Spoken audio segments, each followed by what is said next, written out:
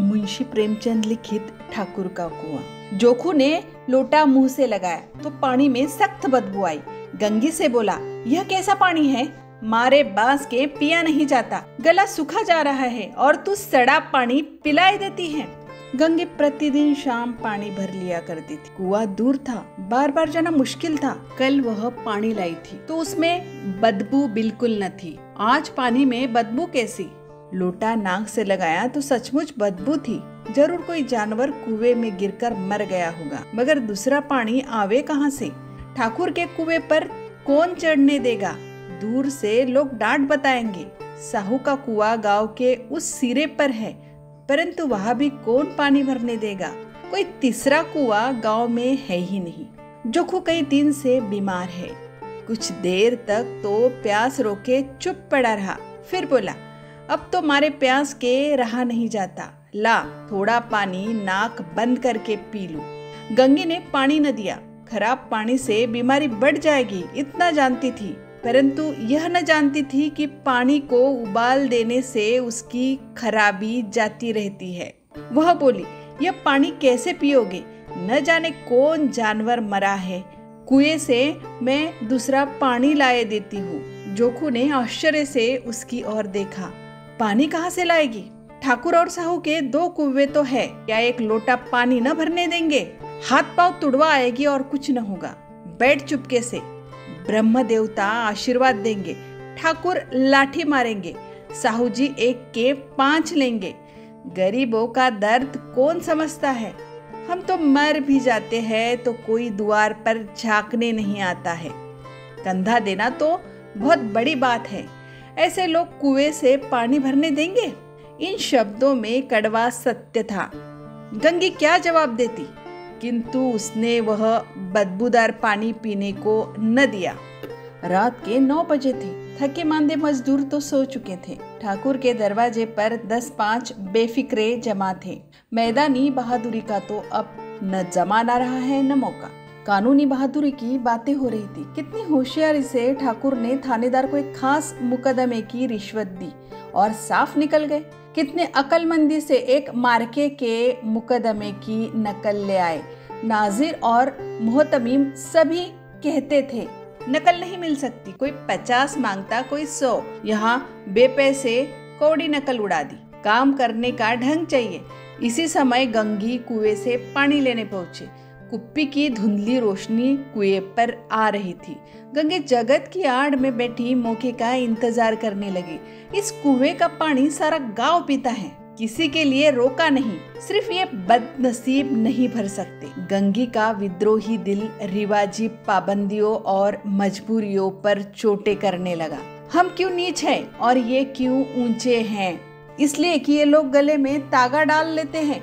जहाँ तो जितने हैं एक से एक छठे हैं। चोरी ये करे, जाल फरेबी ये करे, झूठे मुकदमे ये करे।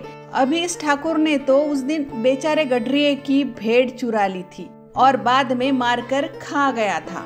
इन्हीं पंडितों के घर में तो 12 मास जुआ होता है। यही साहू जी तो घी में तेल मिलाकर बेचते हैं, काम करा लेते हैं, मजदूरी देते नानी मरती है। किस किस बात में हमसे ऊंचे हैं। हम गली गली चिल्लाते नहीं कि हम ऊंचे हैं, हम ऊंचे हैं। कभी गांव में आ जाती हूँ तो रस भरी आंख से देखने लगते हैं, जैसे सबकी छाती पर सांप लौटने लगता है। परंतु घमंड यह कि हम ऊंचे हैं। कुएं पर किसी के आने की आहट हुई। गंगी की छाती धक धक करने लगी। कहीं देख ले तो गजब हो जाए, एक लात भी तो नीचे न पड़े। उसने घड़ा और रस्सी उठा ली और झुककर चलती हुई एक वृक्ष के अंधेरे साये में जा खड़ी हुई। कभी इन लोगों को दया आती है किसी पर? बेचारे महंगू को इतना मारा कि महीनों लहू थूकता रहा, इसीलिए तो कि उसने बेगार न दी थी। इस पर ये लोग ऊंचे बनते हैं। कुएं पर स्त्रियां पानी भरने आई थी। इनमें बात हो रही थी। खाना खाने चले और हुक्म हुआ कि ताजा पानी भर लाओ। घड़े के लिए पैसे नहीं हैं। हम लोगों को आराम से बैठा देखकर जैसे मर्दों को जलन होती है। हाँ, यह तो न हुआ कि कलसिया उठाकर भर लाते, बस हुक्म चला दिया कि ताजा पानी ले आओ।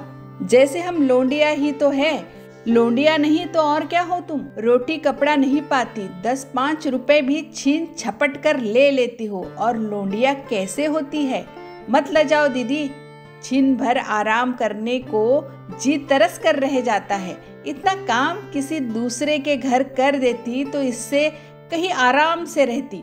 ऊपर से वह एहसान मानता, यहाँ काम करते करते मर जाओ, पर किसी का मुंह ही सीधा नहीं होता। दोनों पानी भरकर चली गई तो गंगी वृक्ष के छाया से निकली और कुएं की जगत के पास आई। बेफिक्रे चले गए थे। ठाकुर भी दरवाजा बंद कर अंदर आंगन में सोने जा रहे थे। गंगी ने क्षणिक सुख की सांस ली।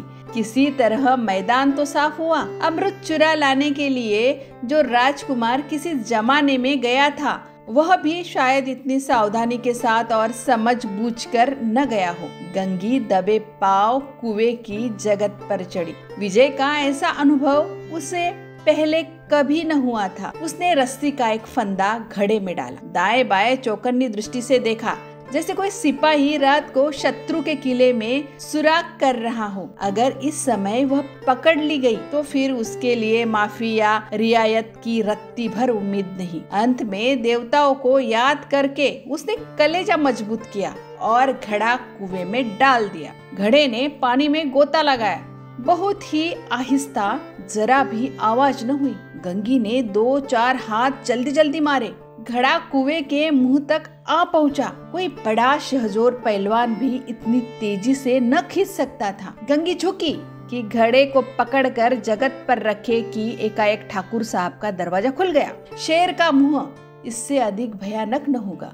गंगी के हाथ से रस्सी छूट गई।